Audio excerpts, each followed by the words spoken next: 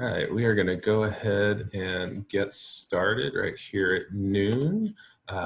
Thank you everybody for joining, especially these days. I don't know if people are just desperate for anything that isn't related to coronavirus or what, but thank you for joining. My name is Jeff Hunt. I am the director of LabX at the National Academy of Sciences, and I co-host the SciEngage discussions with a team of folks, including Emily Cloyd from AAAS. Hi, I'm Emily Cloyd. I'm the director of AAAS's Center for Public Engagement with Science and Technology. And we're super excited today. We were doing video conferencing with this virtual SciEngage group before it was the norm, but we're super excited today to be welcoming today's discussion about university and ISE partnerships in support of broader impact. So just some quick housekeeping. Everybody, if you can just stay on mute and use the chat box if you have questions or comments. And this is being recorded and will be posted on our website later. So with that, we'll send it over to Eve to kick things off. It's all yours, Eve. All right, fabulous. I'm thrilled to see so many folks here today. A lot of familiar names, also a lot that are not, which is really, really excellent. So I'm actually joined by a number of my colleagues who are part of this project with me, and we'll get to some quick introductions shortly. I want to start off by saying I'm going to give a bit of an overview of what this project is first, including just some really intro level touches on what broader impacts refers to. A lot of folks on this call are deeply, deeply familiar with it, but I know others might not be. And then we're going to hear from members of the project team. So I've been playing the role of coordinator, sort of helping keep the pieces of the project in motion. But the colleagues of mine who are on this call are the ones who have actually been doing the partnership work. So hearing from them is going to be, I suspect, of most interest to most of you. That'll hopefully take about the first half of the call, and then we're going to shift gears and open it up to some conversation, in particular about the resources you all have used in building your own partnership work. So in the back of your mind, as we go through this, you can start to think, oh, that sounds like something I've used before. That sounds like something that would be useful. So I will dive right in. So I want to start by just addressing what we mean by broader impacts. So this project is called Partnerships for Broader Impacts Design. There's a fair bit to unpack from there. Fundamentally, it's a project about partnerships. We are funded by the National Science Foundation. We are about 2.5 years into this 3-year project, so we're nearing the end. And as I'll discuss more in a moment, really the project is looking at how we can build partnerships across discrete, different organization types. But this broader impacts design part needs to be addressed before we can get into the partnership. So many of you know the National Science Foundation, when anyone applies for funding, has 2 criteria: intellectual merit, which is here's the research I'm going to do, and broader impact, which is and here's how that relates to society. And we've seen a lot of emphasis coming from the National Science Foundation on this work. It's really something that they are urging us as a funded community to take more seriously, and they are making sure that in every proposal they review, the broader impacts component is being really thoroughly and thoughtfully addressed. Now, it is relevant for this SciEngage community because broader impact often, not always, but often takes the form of something like public engagement with science. And in this project, that is really the type of broader impacts that we're focused on. So again, broader impacts can take a wide range of different forms. For this project, we are specifically looking at public engagement type broader impacts work. So what are we actually doing? Getting back to the partnership work. To do public engagement type broader impacts work needs to do it well, we really need to draw on a huge wide range of different types of expertise. And what our project group observed before, while we were writing our proposal, is that often these areas of expertise are held by different people and even often held in different institutions. So we wanted to look for a way to bring together the owners, the holders of these different types of expertise to do this work. There have been a lot of really phenomenal collaborations between universities and informal science education institutions like science centers. A lot of really excellent collaborations in the past. But what we really wanted to focus on is building partnerships between these organization types that were durable. And I'm going to speak for a minute about the word durable because we are all facing right now an unbelievable challenge to any sense of durability that we thought we had. So the idea for the first portion of this project has been to focus on how these partnerships can withstand staff turnover, shifts in organizational priorities, all the things that we anticipate we can prepare for to some degree. Obviously, right now, we are facing a challenge to durability that none of us were prepared for, or very few of us were prepared for. When we get to the panel section of this, a few of our panelists are going to address this moment in particular, but I do just want to acknowledge that the bulk of this work, the first 2.5 years of the work, took place before this pandemic was on our radar. So most of what we'll discuss today doesn't directly acknowledge what's on all of our minds right now. So I just want to put that out there. So other project goals: support better BI experiences in the community, support better proposal components submitted to NSF, and finally, and this is one that we'll address again in the panel, increase perceived value of engagement across a university campus. So that's among faculty, staff, administration. Importantly, here's what we're not trying to do. I want to just acknowledge how large of a broader impacts ecosystem is growing right now and how many people on this call are working on broader impacts work. So we really know that we are one small piece of a really huge puzzle we're all working on together. We are not designing a partnership model. That is really crucial to what we're doing. In fact, as the project has progressed, we originally, even if we weren't calling it a model, we thought there was going to be more in common from partnership to partnership than ultimately we're finding there is. Context is so crucial. We're also not in this project actually designing any kind of a rubric or any kind of a structure to assess the quality of BI statements or of activities themselves. Really, we are primarily focused on the proposal writing stage. And then, if and when the money comes through, how then do these partners get back together to make the work happen? And we're not trying to solve BI. Again, it's a huge ecosystem of folks who are working on this all together. All right, so this work has been a collaboration among 9 partnerships, and all of the different organizations are listed here. The first 3, the partners in New York, Wisconsin, and Washington, are collaborative research, members of the collaborative research project. So they are all the core team. They have really been doing the bulk of this work. The additional 6 partnerships listed below were the second cohort of partners who came on board to test out some of what the first 3 had experimented with. So we're joined today by members of those first 3 partnerships and members of our research team. And we are going to hear from each of them. Rather than doing sort of a full case study and giving you the full in-depth story, I'm going to ask really targeted questions of each of them. I imagine that you all are going to have a lot of questions to follow up on this, and we would love to hear from you during the discussion period. There'll also be, we'll make sure that contact information is shared out so you can follow up with each of us if you'd like to. So with that, I'm going to start off with my questions. And Kevin, actually, I'll start with Kevin, but for all of you, when I pose the question to you, if you can just begin by saying your name, your organization, and your role within the organization. And I suppose I should do that for myself as well.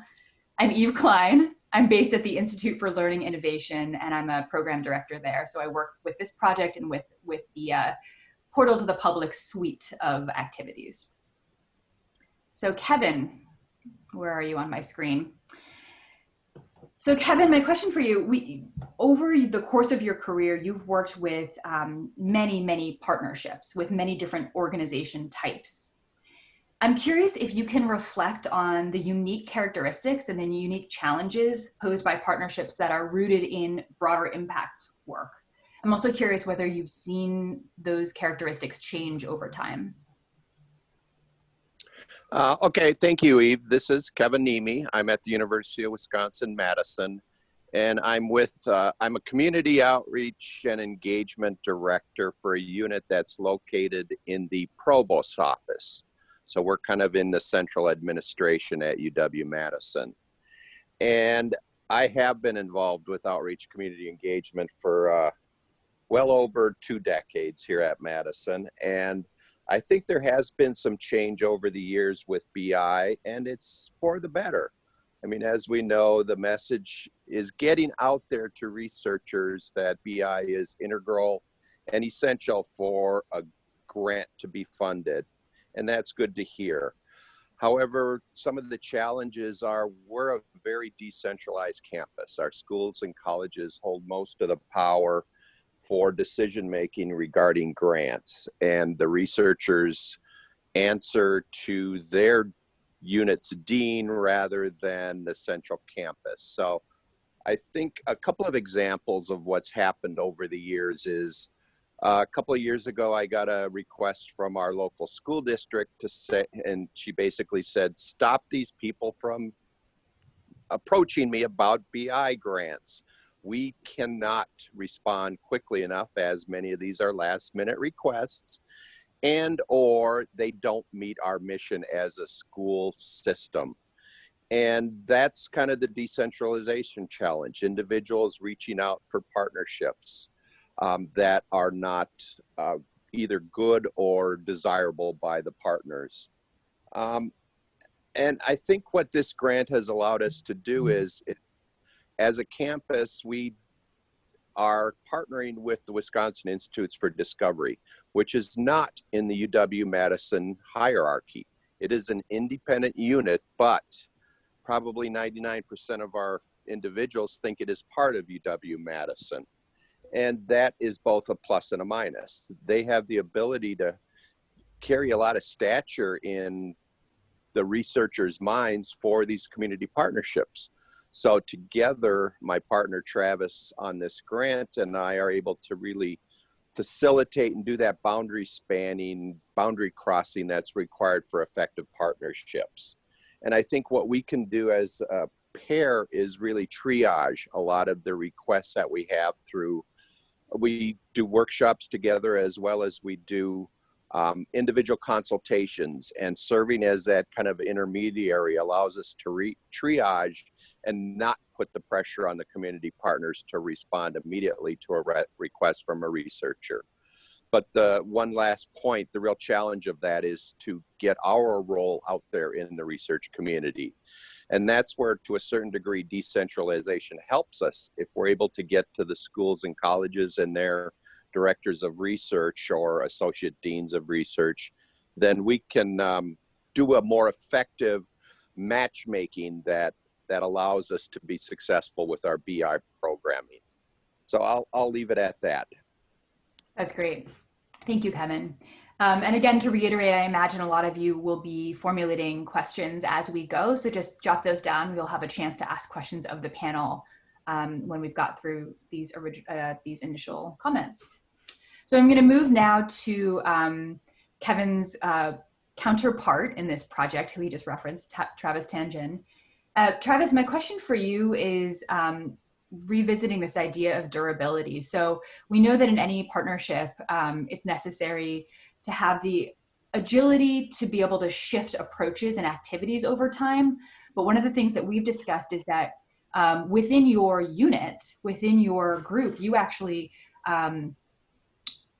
had the capacity to revisit your own mission and vision. So we not only sought out alignment, mission, vision alignment at the start of the project, but you took this as an opportunity to consider, revisit the way you frame your mission and vision for your work over time. Can you speak a little to that? Yeah, certainly. Thanks, Eve. So I'm Travis Tangen. I'm at the WARF, which is the Wisconsin Alumni Research Foundation. And my home is in the Discovery Building on the UW-Madison campus. And that has a private research institute called the Mortgage Institute for Research, as well as the public Wisconsin Institute for Discovery. So Kevin and I kind of use that as our basis for public engagement.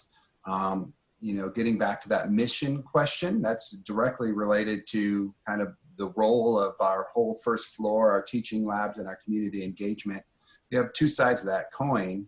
One is to have that public engagement for all ages, all community participants, school age participants, to be able to engage with UW-Madison and Mortgage Institute for researchers, engineers, scientists, and things like that.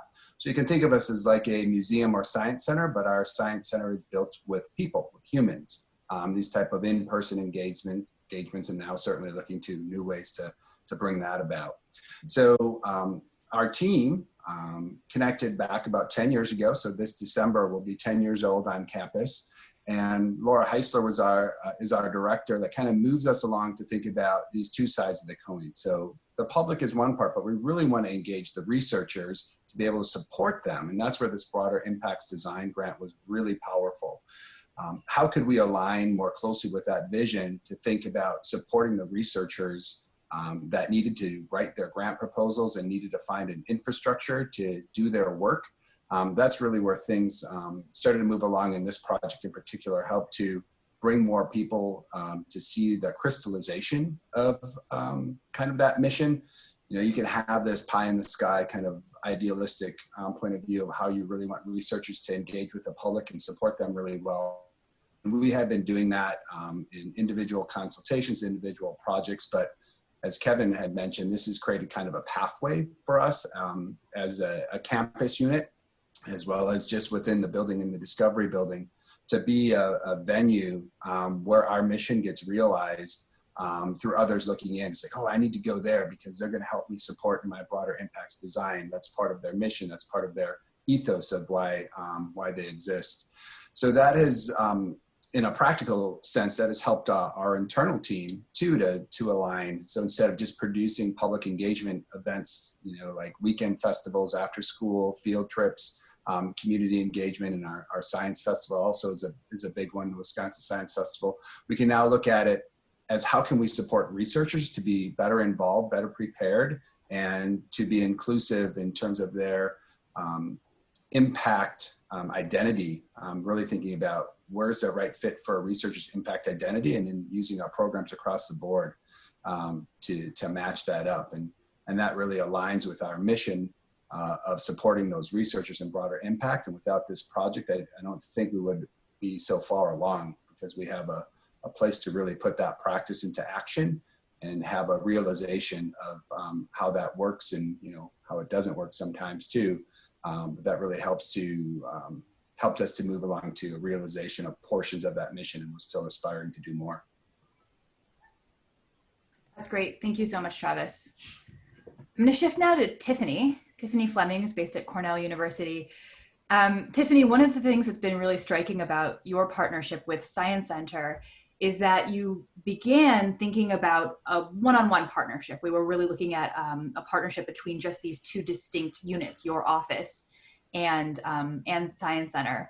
But it quickly became clear that you needed to engage with a much broader ecosystem, both across campus. Some of you know that Cornell has a lot of engagement work happening across campus, and within the Ithaca community more largely. So Tiffany, I'm hoping you can speak about that. Sure. Hello, I'm Tiffany Fleming, and my position is Broader Impacts Design Manager at Cornell. I'm in the Office of Sponsored Programs. And I think I could set the stage here by kind of contrasting this position with what Kevin and Travis just talked about with their 10-year relationship or more. This really is was a new effort, and having this position for broader impacts design within the Office of Sponsored Programs was also a new thing for the university. And so if you're kind of thinking about establishing this in a new way, or in a new area of the university, perhaps my story will be kind of relevant for you.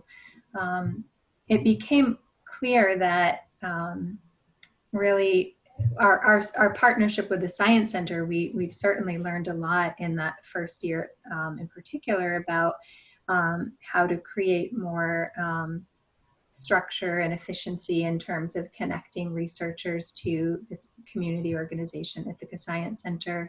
But there are many resources across Cornell campus that we really benefited by connecting with. So I guess I started within the Office of Sponsored Programs. There's a research development group, and there's a small team there with the new initiatives that are working one-on-one with faculty to develop proposals. And then kind of branching out to our Office of Faculty Diversity and Development, and they provide trainings and events for faculty throughout the year. Also our Office of Engagement Initiatives, or Engaged Cornell, the Public Service Center.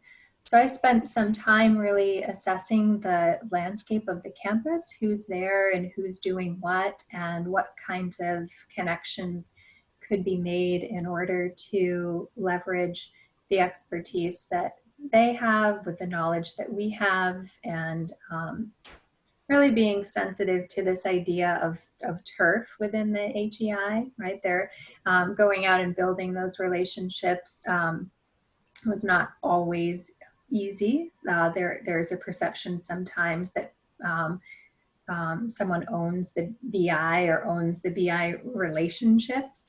But then there are perceptions also of it would be beneficial to work together, and let's figure out how to do that. So I think over time, we've embedded some of our programming into Office of Faculty Development and Diversity programming. We have been able to expand on that in years 2 and year 3. Also with our Engaged Cornell office, this is kind of a nice story of working with the staff there, their New York State Partnerships liaison. They have seed grants and smaller programs to get faculty involved in community engagement. And after meeting together and getting to know more about each other, we decided to work jointly on that, where faculty may come early with an initial idea, and we learn about their ideas for engagement, and then think of a way to scaffold that early idea with maybe a small pot of funding from Engaged Cornell into an NSF proposal that may be submitted and developed in a year or 2. So one of the things that is happening on our campus is helping researchers to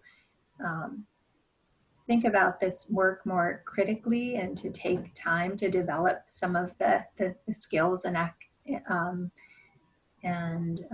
knowledge around community-based learning and how to engage their students in that. So those are just some examples of kind of reaching out beyond this initial partnership, and still working to maintain the partnership, but also to leverage some of the other resources that are on campus. Great, thank you, Tiffany. So Tiffany at Cornell partnering with the Ithaca Sciencenter is an example of a really large university partnering with a quite small science center. And when we originally designed the project, we deliberately wanted to draw in initially partnerships that would represent a few different configurations of institutions working together. So McMahon, who is also here in Seattle, is based at the University of Washington's Bothell campus, which is relatively small. But they are partnering with Pacific Science Center, which many of you know is a much larger science center.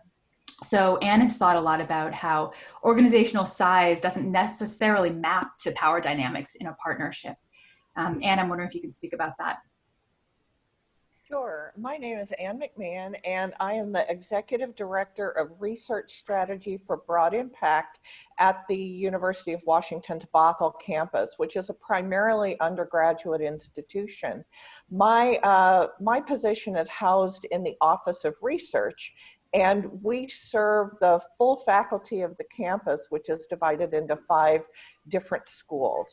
So my position actually works with and has access to the researchers from all 5 schools. And we actually had an existing partnership with Pacific Science Center that has gone on for many years. And so this project allowed us to take that to the next level. My partner at Pacific Science Center is Anna Johnson, and she, in her capacity, worked with Portal to the Public, and also had access to the people at Pacific Science Center who run the different programs, both the ones that happen on their campus and the ones that are outreach into the community. So the way we approached our partnership was to maximize the influence we both each had in our respective institutions. And having had an existing partnership, we also decided to make that much more prominent within both of our institutions. And the way we did that is that I reached out to the deans and the faculty at UW-Bothell, and each faculty member who submits a proposal submits it through our Office of Research. And so we really get to know the faculty very well. Anna and I sat down with faculty members who expressed an interest in developing a broader impact legacy.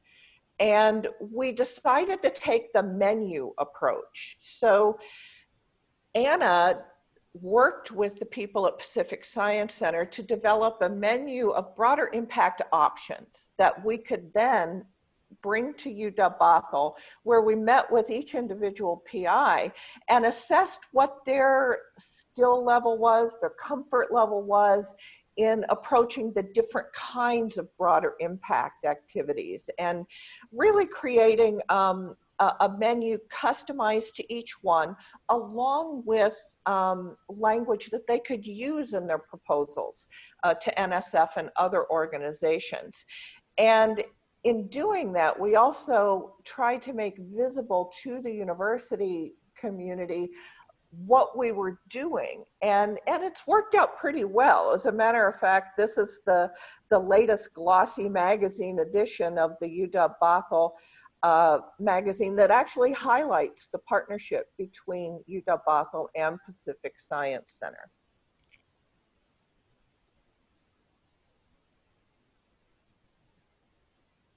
You're muted, Eve. Just noticed that. Yep. Thank you, Jeff. So thank you so much, Anne, for that. I'm going to jump now to going back to the East Coast, moving to Elizabeth McDonald, who is the counterpart again to Tiffany. And this is where we're going to shift gears a little bit and start acknowledging this moment that we're all in right now. So the partnership that Anne just described is now facing challenges. Pacific Science Center, unfortunately, had to let a huge number of its staff members go. And, you know, we're all waiting with bated breath to see what things look like in a month, in 6 months, in 18 months. Elizabeth has shared with us that while, of course, things are challenging, in many ways, the differences in power and a depth of resources between these two institution types is more evident than ever right now. Many science centers and other informal science education institutions are really struggling. Elizabeth has shared that while that same can be said for Science Center, there's also a bit of a silver lining that this partnership was in place before we reached this moment. So Elizabeth, can you speak a little bit about how this partnership has provided a bit of a bridge in this moment? Yeah, so hi, I'm Elizabeth McDonald. I am an education program coordinator at the Science Center. So I'm responsible for designing and implementing and delivering a lot of the educational programming that we do at the Science Center. And so yeah, as Eve was saying, a lot of science centers are really struggling right now. The Science Center is not an exception. We are having to furlough or partially furlough quite a few staff members. But some of my work is able to continue because the NSF funding cycle is still on the same timeline. So we still have university researchers who are looking to submit grant proposals this summer, especially the big career grants. And so we still have researchers who are needing to have support for their broader impacts components. And so they're still meeting with Tiffany, and Tiffany is still able to direct them to us at the Science Center or to other community partners who would be able to advise them and help them with designing those broader impact activities. We also, due to this project, have multiple existing subawards and subcontracts with researchers from the past couple of years. And so in a couple of cases, those projects are really ramping up now. And so we have a continued funding stream coming from a couple of those projects where we're able to still do some engagement work through those grants. Of course, some of the engagement work has had to pivot a little bit, and we're having to get really creative about how to engage now that we no longer have access to a hands-on, in-person science museum experience. So one of the things that the Science Center is doing is we've now started having online virtual activities every morning, kind of like this. We set up a Zoom room. We have our educators facilitate an activity that's hands-on using materials that people have in their homes, so that way we can still engage with the community, and we're able to kind of put our researchers into that and implement them within that system so that they can continue to engage with the public and the community as well. There we go. Caught myself faster that time. Thank you so much, Elizabeth. So I'm going to ask one more question of Kelly Hoke, who's part of the research team, but to the other panelists, I want to ask you to take a look at the chat box while Kelly and I chat, because after this, we're going to turn then to some questions that have been coming in from those who have joined us today. So as I indicated on a slide earlier, the representatives on our call today come from the 3 core partnerships, but there were 6 other partnerships across the country who also have been working to build their own partnerships. Elizabeth just referred to one of the benefits of the different timelines, time scales that these different organization types tend to work on. Kelly, I'm hoping you can speak a little bit about what you've observed across the other 6 partnerships, the 9 in total, about how long it actually takes to get this off the ground. Sure. So again, my name is Kelly Hoke, and I'm part of the research team. I'm with the STEM Research Center. We're housed at Oregon State University. And so we had 6 additional teams that came on about a year after the first original 3 teams. And in that first year, those teams, the 3 teams, were working on a toolkit, producing tools that would help support and aid towards this developing partnership between their institutions. And even though the timelines were very, very different, and even though every single institution and team they're all very different, their makeup based on their support might be within the university, what roles people were holding at the ISEs, all of the teams look very different. But some of the themes that we have seen emerge from the data is still addressing these ideas of power dynamics that everyone kind of alluded to. And that was the same for the first 3 teams as well as the 6 teams, regardless of the timeline that they were facing. Some of the conversations that the 6 teams got to were also similar to the original 3 teams. And some of that is probably due to the tools providing this language. And we kept hearing that over and over again in the data, that there's this common language that the tools allowed them to approach either the ISE or the higher ed institution. And so the timelines seem to be adjusted for those that were on this shorter track. They were still coming to the same place regardless. That's great. Thank you so much, Kelly. Okay, so I've been delighted to see how many really excellent questions are coming in through the chat box. So I'm actually going to pivot and just start addressing some of these now. And I'm going to start with one that came in from Howard, putting it out to all the panelists. So we'll just have to do we'll have to navigate the choreography here on the fly. Asking for some of you to share a quick example, a concrete example of the cases where the bid project's goals have come to fruition, where you've had successes or specific challenges that you've encountered. We certainly talk about this a lot, so I know you've got them. Well, one of the ways that it's come to fruition for UW Bothell is that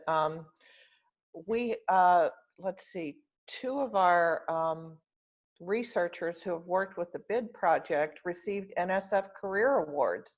And the reviews for one of them really highlighted the excellence of the broader impact part of the proposal. And of course, there's complexities around that because we know that so far, a lot of the PIs we've worked with are self-selecting into wanting, these are folks generally who are more invested, more committed to wanting to strengthen their broader impacts work across their careers, which is great. We encourage that. Those are the folks we're looking to work with, but a cautionary asterisk about attribution there. Fabulous. Others? I'll share one. This is Kevin Niemi at UW-Madison.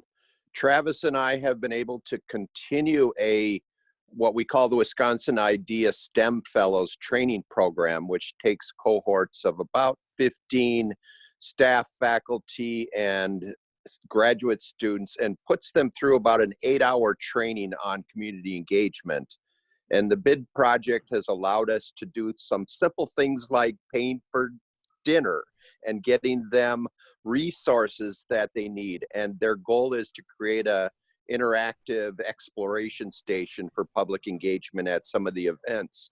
Like Travis mentioned at the Wisconsin Science Festival, we had many exploration stations that got their genesis during our Wisconsin Idea STEM Fellows program. And if it wasn't for the bid grant, I don't think we would have been able to continue that project. Yeah, but I can add on to that, Kevin, too, just thinking about how, so that's the portal to the public version that we have on campus, the Wisconsin Idea STEM Fellows. We've morphed that into a space where people get ready for these public engagement events, like we have Saturday Science and things like that. But we want to shift that again, flip the coin over. So how can we help researchers? So we tie this into proposal templates and things like that now. So now that Wisconsin Idea STEM Fellows has become part of a possible template to support mentorship of graduate students and postdocs in a grant structure to have those lab teams help to do their public engagement work through developing their broader impacts. So we've moved that needle of doing a workshop to get somebody ready to, first of all, going back to their identity. What do they want to do? Who do they want to impact? And then using that workshop model to put into their proposals in a way that matches up with hopefully producing the goals of the proposal. So that's been a really big strength. I will say that, creating this pathway of awareness as well of where do researchers go for broader impacts, that's been a great success, but it's also been a challenge because we have a limitation on our capacity. We are a large campus. I represent the ISE in this portion, but we have so many individuals that we can't help just because of how large we are, and we are decentralized, like Kevin mentioned. So that's always a struggle too, is what compromise do we make between this ideal individualized consultations that we have with some researchers that get very deep and involved in continued relationships to those that we might just offer up our website as a place to go. There's very different service models, and navigating that space is a challenge. I'm going to also share one of my very favorite wins within this project that came early on.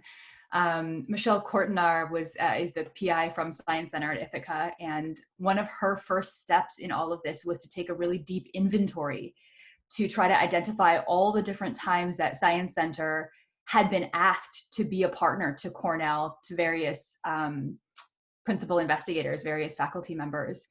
And she discovered that in several cases, they had never heard back about whether the funding came through or not. So, in some cases, these wins are deep and institutionally complex. In other cases, they're just really simple, keeping track of what emails have been sent. Without those kinds of mechanisms in place, it can be really hard to know if your systems are working, if you have a possible funding stream that you haven't pursued. So in some cases, again, they were simple and significant early wins. Yeah. I think to add something, I was going to say, I'm Julie Rizzi, and I'm on the research team for this project, sort of researching the partnerships.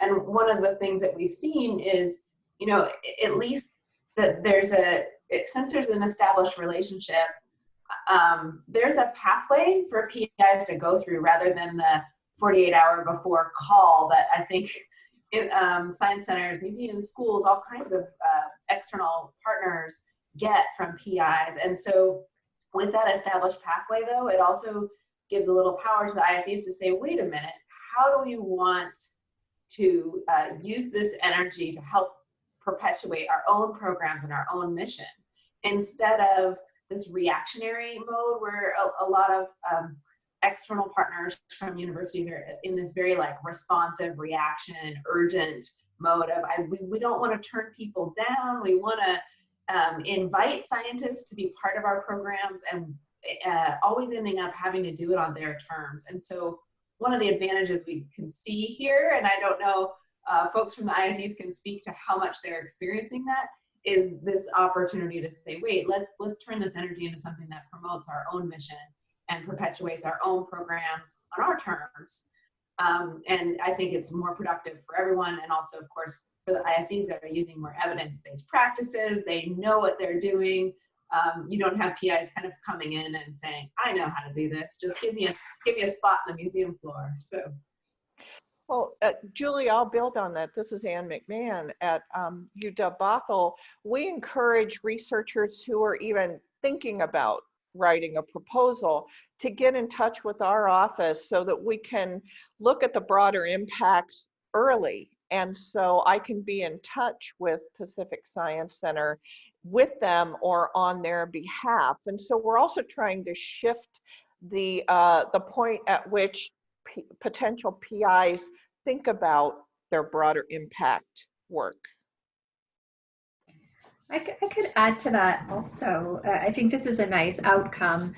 I think in the first year, I was doing a lot of the one-on-one consultations that Travis mentioned. I still do that. It is time consuming, but we wanted to move to that embedding some of that work into these larger structures, and that has been able to happen over time. So in year one, we offered the Office of Sponsored Programs and Research Development, we offered a single workshop for the NSF Career Award in May. And then over time, in the second year, we moved that ahead to March. And then this year, we started in January. These applications are due in July. So we started in January and added a series of 5 related development activities. So an introduction to career, a specific workshop on broader impacts identity, and really reflecting on, what might be the best way for you to develop this going forward. We integrated that with writing a project summary and giving assistance on kind of putting together a project summary, then these individual consultations. So we've really been able to kind of shift what we're doing to help PIs to think about this earlier, and there's more time to connect with partners, to design a reasonable project. And we are seeing some of the work being funded. And from the informal science education institution side, that's been really helpful for us as well, to be able to meet with PIs ahead of time and not get just those 24 hours before the grant is due call looking for a letter of support. So we've actually been able to sit down with PIs who are putting in grant proposals, and if they've already gone through one of the workshops on campus that Tiffany leads, then they already kind of know what their BI identity is. They already have kind of an idea of what they want to do, which makes it a lot easier when they come in and they say, okay, so these are kind of the things I'm thinking of, and we can be like, okay, well, these are the programs that we have that we can slot you right in, right? Like, okay, that sounds like a perfect thing to do at our summer camp, for instance. or, oh, we have this middle school engagement program and that would be a perfect match for that. And so it's really been able to help us too, to be able to connect with PIs ahead of time so that we can kind of help with the design process of those broader impacts activities. And then we can make sure that we're being written into the budgets, and therefore it can benefit both groups by having that planning ahead. Fabulous. So I'm going to sort of prompt two simultaneous conversations here, and we'll see how it goes. Because we do actually want to hear from all of you who've joined us here on the call. So we are, as I mentioned, 2.5 years into this project. We've had the incredible luxury, thanks to the National Science Foundation, of having space to experiment, having space to explore these partnerships. And of course, in addition to all of the research, the new knowledge we're producing through this, we also want to make sure that we are sharing what we've learned in a usable way. And we have spent an incredible amount of time thinking about what it means to create a really useful resource around partnerships. Many of us have referred to the tools that we've created, and many of these support tracking between the organizations. They support some of this inventory work. They support the work that needs to be done with each individual researcher, with each principal investigator. But we know that those tools, out of context, really, I think, would do a disservice to anyone trying to use them. So we're putting together what we hope to be a more contextualized resource where we share not full case studies, but something more like that. What we want to hear from you, though, is in various partnership work that you've done, where have there been resources that have been tremendously helpful to you? We'd love to learn about those so we can see what's been tried, what's worked well, which components have been of particular use to you, and which others have maybe been a challenge. So if you all have resources that we should be looking at as we think about how to structure our own, we'd love it if you could share that in the chat box.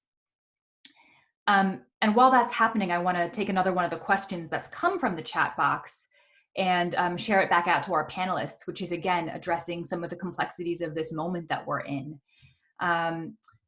In many cases, staff are not, in all cases, staff aren't going into offices anymore. In some cases, they are being furloughed or even laid off. So how have you navigated some of the activities that were scheduled, maybe that you're hoping will be ongoing, when some of the key personnel aren't able to be involved anymore or at the moment?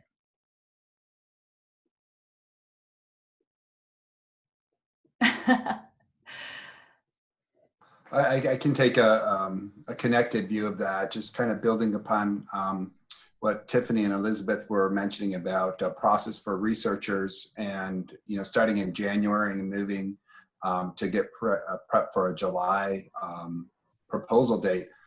In doing those things, using those tools, identity and valuing community partners, you start to build a relationship and build a sense of commonality. So when this situation kind of comes about where all of a sudden you have this huge change agent that's outside of everybody's hands, those individuals that you've worked collaboratively with in those close quarters using those tools really are great people to turn to in terms of a network group to think about how you could move forward in a very different way, because you have such a common purpose around broader impacts that's developed, a common conversation. For us at the Discovery Building, we're kind of still in a place of development, waiting to support our programs in a different way with guidance from our pre-college program on campus in terms of how those online interactions work, mirroring the priorities of campus in terms of research and instruction, and supporting the researchers online. So we're kind of navigating like how we can best support in this new space. And it's really, we have some ideas and ideations moving forward to redo possibly our summer camps and our community engaged programs in this hybrid online version, but we're still in a state of learning and working within our group and working on making sure we align to the campus, who are our strongest partner at the Discovery Building. So that's where we are. We're lucky enough, again, to have a private research institute that we can work a little bit more closely with. So that's another pathway, working with the Morgridge Institute for Research and their researchers and engineers and STEM professionals. But yeah, it's a little bit uncertain, but we're going to be doing some online stuff. I can add a little to that, and I noticed there are some conversations in the chat that this might, I could offer this too. I think Shira, and there's another name that came up. So one of the things that we had planned in May was this large in-person forum where we would talk about broadening participation, evaluation, and partnerships, and then invite many campus and community partners to that event to meet researchers. So one thing that the Sciencenter and I have been doing is connecting with other, you might call them providers in a sense. So we've connected with a local community college, the Children's Garden, a small non-for-profit that does water quality monitoring. We've kind of looked broadly at people in our community that might really want to partner with researchers, and we've brought them in for some workshops, and we've talked about, kind of establishing a shared and common language. What are broader impacts? What are researchers looking for when they are, approaching you for broader impacts work? What are the ways that you might be able to position yourself to kind of take advantage of that or bring benefit to your organization?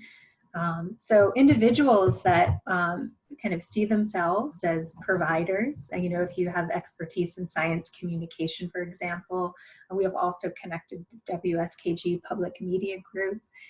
They're making videos for researchers on like corn genetics and things like this. So I do recommend connecting with the research development folks, also public service center engagement offices, because there are individuals there where they are acting as a bridge in terms of researcher connecting to community assets and people that want to work with them.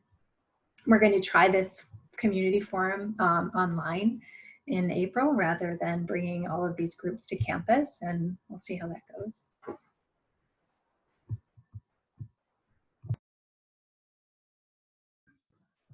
I just want to note that we are doing our workshops too for the researchers' broader impacts online too. So we're just trying to figure out how we can, move those from a 4-hour session in person to how can we do that same kind of work in a way that works online with approximately 80 early career faculty. So that's part of the thing we're wrestling with. And for those of you who are part of the Portal to the Public community, that call we have set up next Friday will be a chance to talk a bit more about some of that as well. I just want to bring up a question. This might be the last one we have time for, but a question that just came in from Darcy that I think is really interesting. So in a lot of conversations that I've had recently, there's anxiety around, as budgets contract, is engagement going to continue to be a priority, or are we at risk? But I would say a flip version of that I'm hearing, and I think that Darcy is starting to get at, is we are in a, now more than ever, the value of the work that we are doing is clear. And so what Darcy asks specifically is, are there any conversations starting around science centers and universities, either maybe in partnership, addressing public health efforts specifically? And this might be a question for the entire group on this call, and not just the panelists.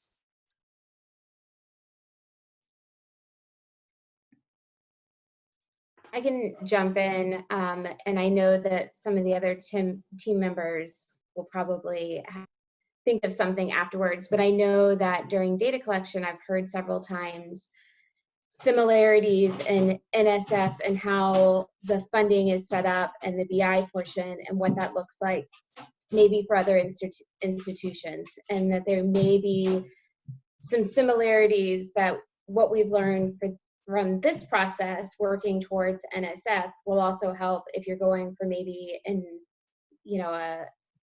something that's more in the public health sector, because there's still this engagement with the public that's still important. It's just not the same language that NSF uses, but maybe the same skills and things, the lessons that we've learned from this will be able to carry over for the same thing. What from others? Again, beyond just the panel. I could chime in. Adam Fagan from the Association of Science and Technology Centers, and we are hearing from our members about the various things they're doing, from actually supporting public health directly, hosting blood drives in large closed facilities, providing emergency childcare to healthcare workers and things like that. But we're also trying to make the case about why addressing things like this is part of this larger question about public engagement of science. And so as we think about not perhaps the immediate relief efforts, but the recovery programs and additional funding that's going to continue for a ways to come, like making sure that this public engagement is part of this. This is inherently kind of a scientific and medical issue, and relying upon institutions that are already set up to do that, already have the trust of the public, is one way in trying to engage a broader public in understanding what's happening, why they need to adhere to public health guidance and those kinds of things. So that's something that we're certainly keeping tabs on at ESTech. And if others have examples about what the community is doing, please let us know. Fabulous. Thank you, Adam. Any others?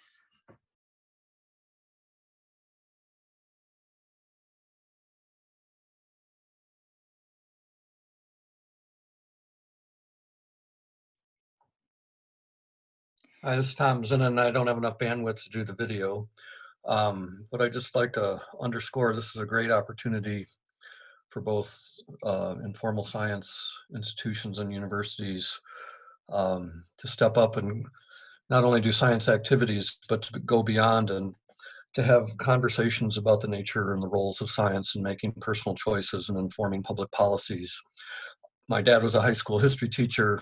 I can only imagine that in the future, the teaching resources for covering the last few months and the coming few months are going to include pictures and video of the President of the United States and Dr. Fauci, and to be able to juxtapose how different approaches are used and how science is used or not used in making decisions, both personal and public policy. This is why broader impacts are broad and they have great impact. And to be able to underscore the epistemology of science, if there's a better time, I don't know when it has been. Thank you so much for that, Tom. Yeah, it is really a sort of a now more than ever moment for the work that we're doing, I think. I think that's a beautiful note to end on. So I just want to say, I want to thank all of our panelists, and a huge thank you to everyone who joined us. We just had a request to try to save all of the information that's been flying around in the chat box. So Jeff, is that something that's easy enough to do? Can we share that with everyone who attended? Yep, we'll save the chat and then we'll post some of the questions on the website and on the Trellis discussion page so we can continue having the conversations there. Fabulous. And I shared my contact information, and I saw that I think Adam did as well. So if you've got questions about this project, reach out to me. If you want to talk more about how science centers are involved in this moment, reach out to Adam. And otherwise, thank you. I'll stick around for another minute in case folks have other questions. Huge thank you to Jeff and the rest of the team with the SciEngage discussions for having us here today. Yeah, our pleasure. Thank you everybody for attending. 2 notes, our next event is going to be on May 8th, if the world's still standing. And we'll be talking actually about public science events and sort of the context that those are in right now.